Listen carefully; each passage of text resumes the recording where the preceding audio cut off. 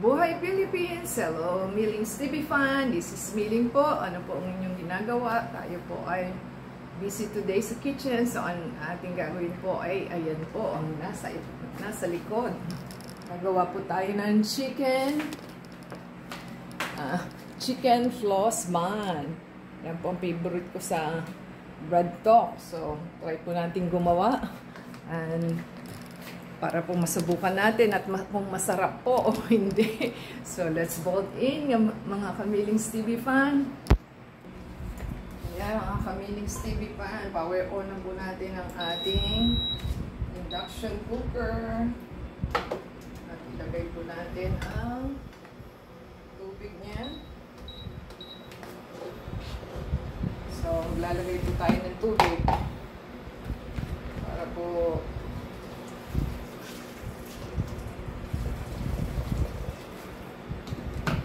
isang pixel po ang ating nilagay. At lagyan po natin siya ng laurel. And po ang ating laurel, pepper and salt.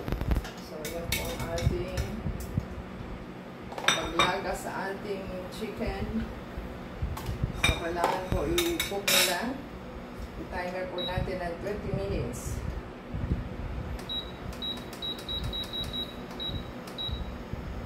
Yan.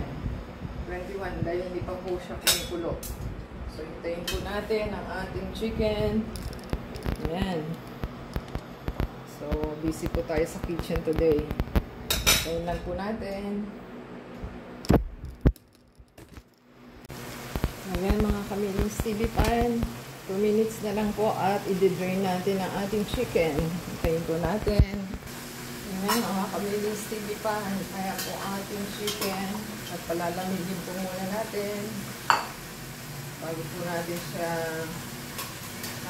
kunin sa kalupan. Ayan. Lasog-lasog na. Ayan po natin. Ayan, mga Kamiling Stevie Fan. Paki-check lang po ang ating description box sa ating ingredients. So, meron po tayong 1 cup milk and 2 teaspoon na yeast. Lagay na rin na po natin itong salt at saka sugar para po ma-dissolve na siya. Ayan. Saka po natin ilalagay ang ating egg later. So, may egg po tayo. Tayin po natin mag 10 minutes ang ating activate ng ating yeast. Yan. Yan po natin matunaw ang ating mga nilagay. Yan. Tayin po natin at rasa natin. So, ito po ang ating bread flour. Try po natin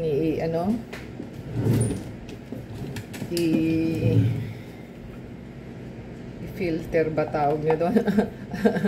Yan, hintayin po natin.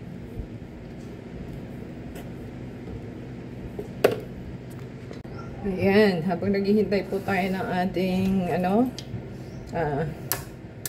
activate ng ating yeast, try po natin tong ating egg. Ito pong isa is para sa dough, isa po is para sa egg wash.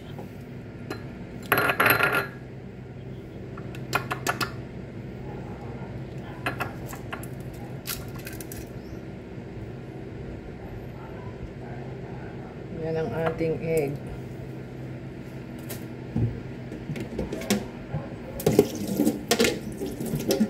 Ibibit lang po natin para sa ating egg wash at saka sa ating dough.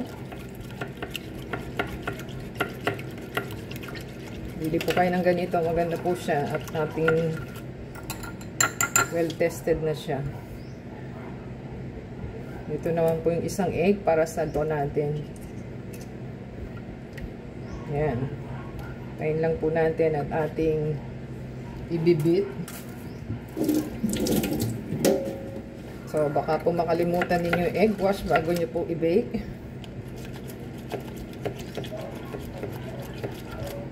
Ayan. Ganyan lang naman po. Halong-halo siya. Bit na bit. Hintayin lang po natin. Ayan, mga kamiling Stevie Fan. Lagay na po natin ang ating bread flour sa loob.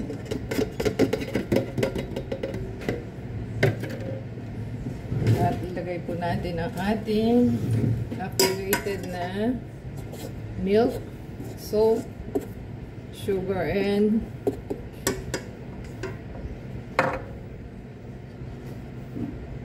egg. Ito po yung ating egg. Lagay na po natin siya dyan.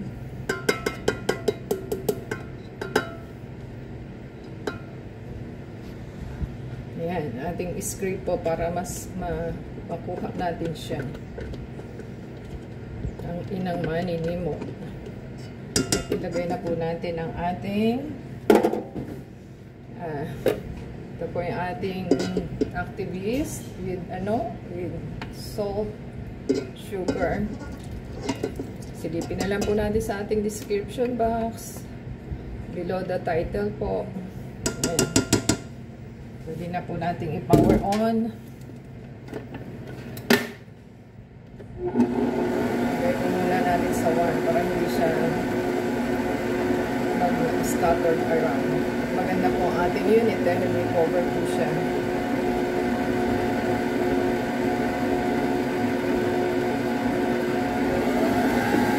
Ayan na po ang glue.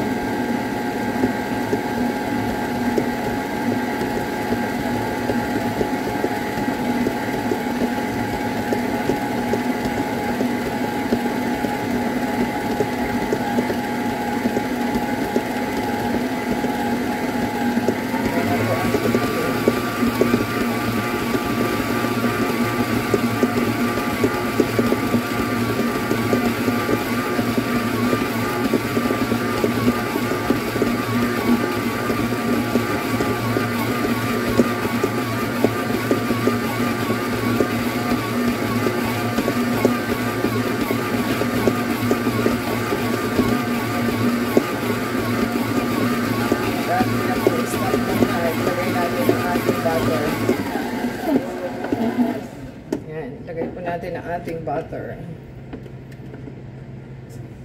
para po mag-ano na siya, mamuo na siya.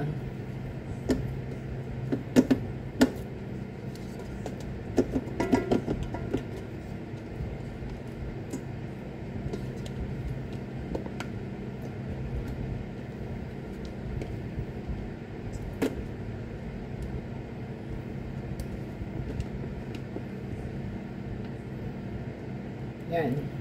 At ating na pong i-mix well na siya. At ating pong ibalik ang swerte ng ating machine. Yan.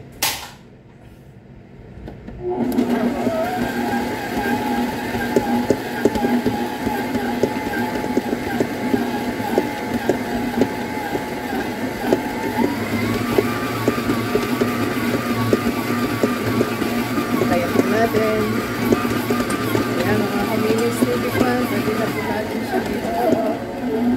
At atin pong kukunin ang ating dough. At hintayin po natin siyang after 1 hour. So, yan pong ating dough. Kunin lang po natin. Dapat po naka-off na. Yan. Hintayin lang po natin. Ayan po ang ating dough at ating lagyan po ng ating cover ang ating dough para hindi po siya dumikit. Ayan. Pwede na pong kunin at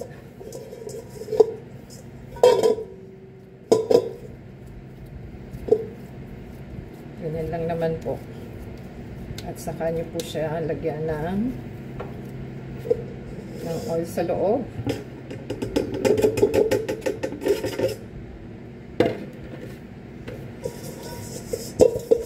Para hindi po siya manuyot. Ayan. Ayan lang naman po at lagay po natin siya sa loob.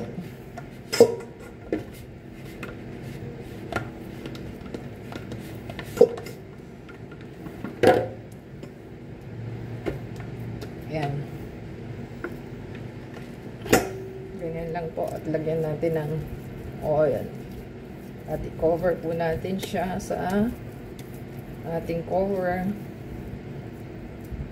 So, after 1 hour po, saka po natin siya kukunin. Yan. Yan lang po. Yan lang po natin. Ayan mga kamilings TV Fan, i-prepare na po natin ang ating mga kailangan. So, kailangan po is lalagyan nyo na ng kaunting ano to, mantika, oil, at ating pong lagyan para hindi po dumikit yung ating dough mamaya. Ayan. Ganyan lang naman po. And, tabi po natin siya. At tayo po ay may gagawin sa ating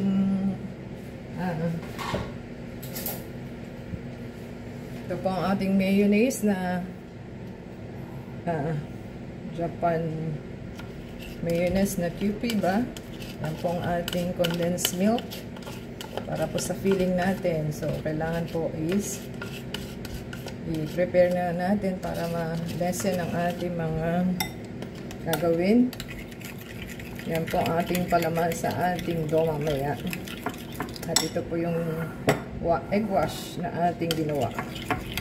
Yan, haluin lang po nila. Ilalagay po natin yan mamaya. At itabi po muna natin. At tayo po ay magluluto. Yan mga kamilings TV Fan, paki-check na lang po ang ating description box. So, ito pong ating toyo, itong oyster sauce. Ito pong ating sugar.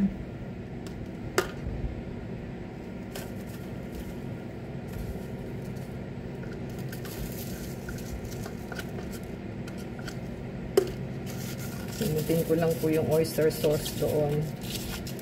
Ayan, para po ano na siya. Tunaw na siya mamaya. At lulutuin na po natin. Ayun lang po natin. So, yan mga kamilings TV Fan. Nakako na po ang ating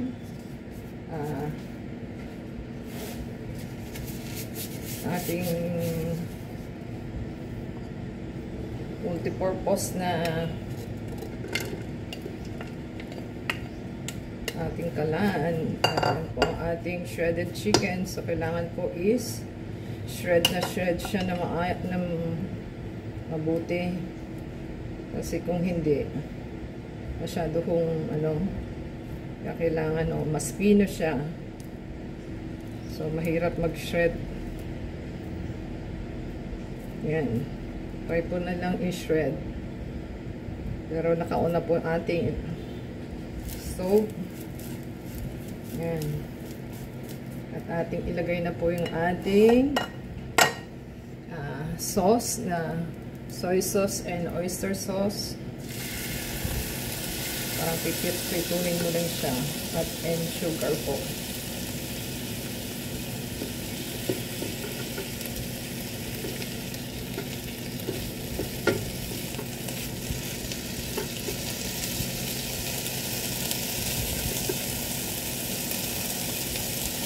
Simutin ang ating sauce na pinag-anuhan para po makuha natin siya. Ayan, ganyan lang naman. At atin pong haluin hanggang magkaano lang mag-blend na siya sa chicken natin.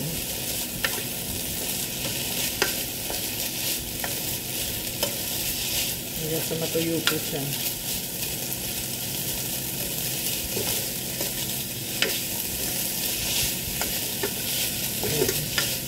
Ayan lang po natin at atin po siyang i-blend.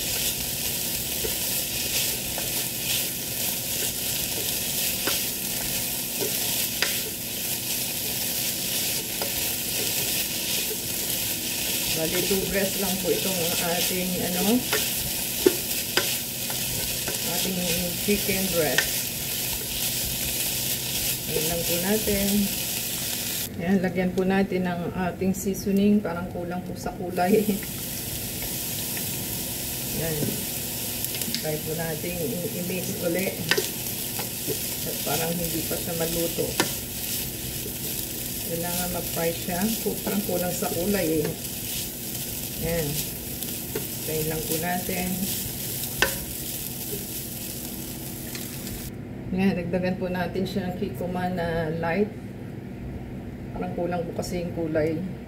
Pero yung lasa niya okay na. So, try po natin lagyan ng 1 teaspoon.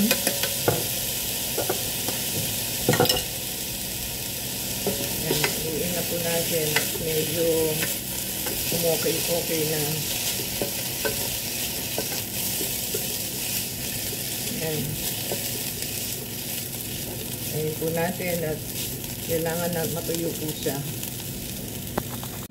Ayan mga kamiling Stevie fan, natusta na po natin ang ating chicken. Pwede na pong i-off. At baka yung maliliit eh, nagkalasog-lasog na. So off na po natin bago po tayo magkasunog ang ating chicken. Ayun lang po natin. Ayan mga kamiling Stevie fan. Pwede na po natin ang ating dough. Ating i-deflate. More than 1 hour na po tayo. Yan. Ating pupunin.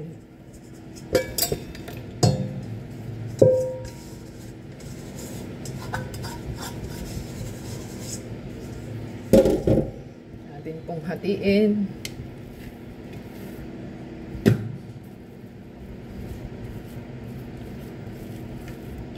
Yan.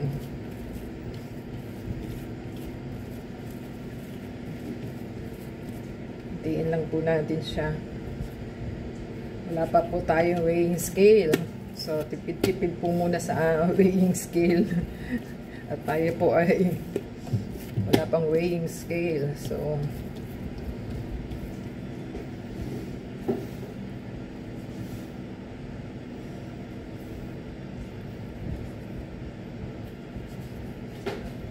gawin lang po nating 12.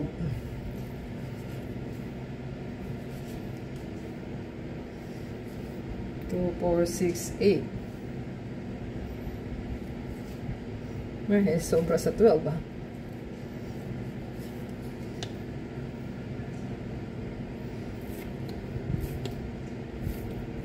Ayun lang po natin. Meron po tayong 12 pieces. So, ang gagawin po natin is try po natin ibilog muna. Pwede rin naman idiretso nyo na.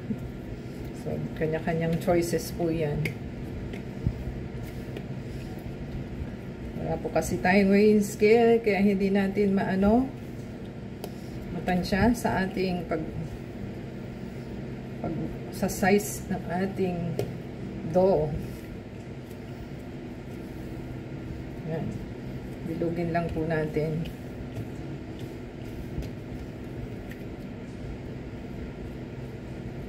Ayun lang po natin. So, ayan mga kamiling Stevie fan, meron po tayong 12. So, ang gagawin po natin is pahabain natin siya. Ayan.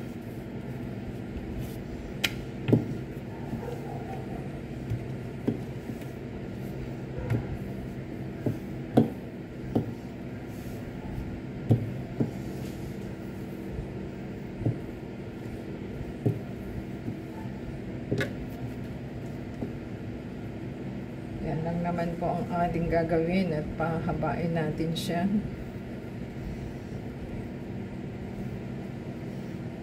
Yan. Atin lang po siyang isil lang po natin ang ating dough.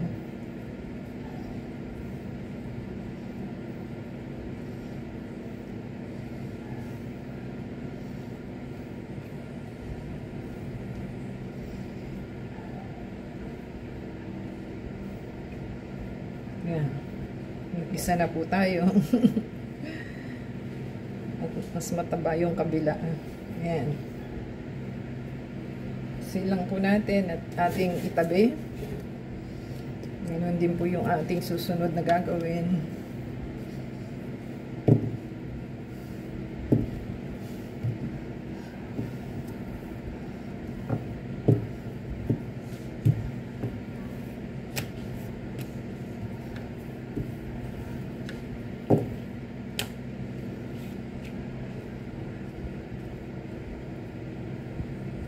Ayan, ganyan lang naman po.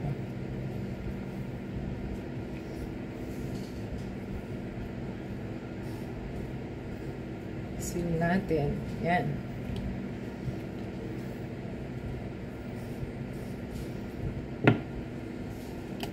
Kadalawa na po tayo.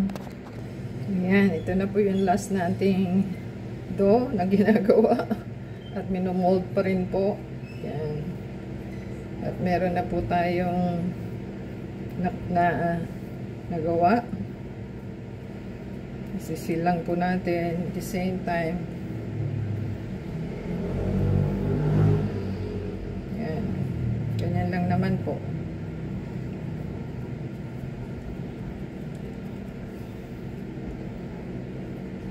Yan.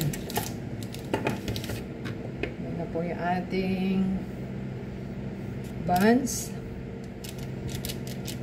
I-deflate po nila ng kaunti at para po wala yung air pockets niya. Yan. Wala sa forma. I-rest po natin siya after 20 minutes. So, takpan po natin at hintayin. Yan. Yan, gamiling Stevie fan.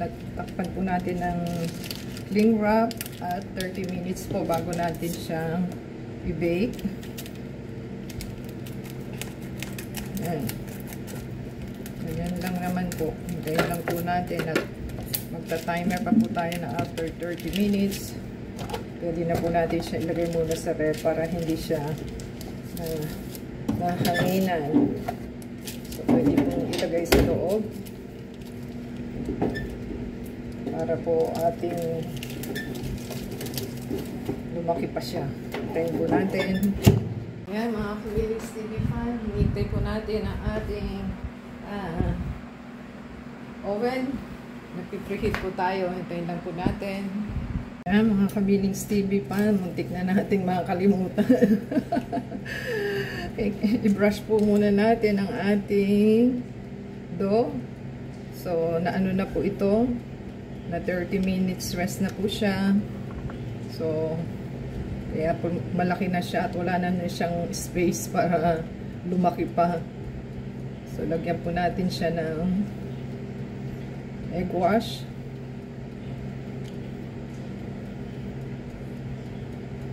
Ganyan lang naman po. At tayo po ay nagpe-preheat na. Buti na alala. Kaya kailangan po talaga sa kitchen presence of mind. Kasi matagal po ang waiting. 1 hour and a half. As another 20 minutes. So, yan po ang ating experience sa ating pag-bake. So, yan. Ganyan lang po. Tayin lang po natin. Yan, mga Kawiling Stevie fan. Nag-alarm na po ang ating oven. Lagay na po natin siya.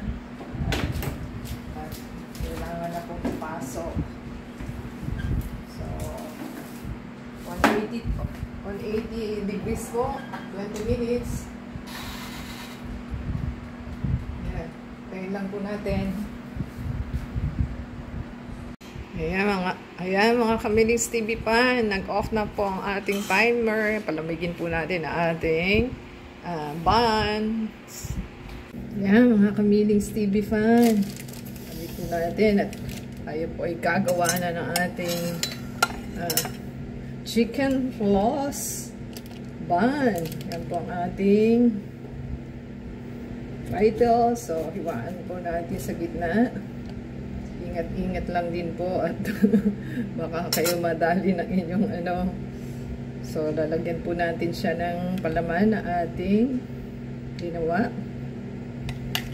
Na mayonnaise and yupi. Mayonnaise and milk. Yan po.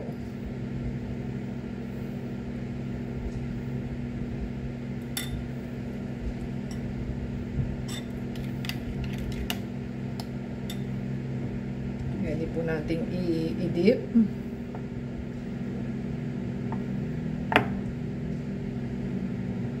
At Saka po natin i-dip sa ating chicken. Ito po ang ating chicken. Kita niyo po ba? Para dumikit po siya.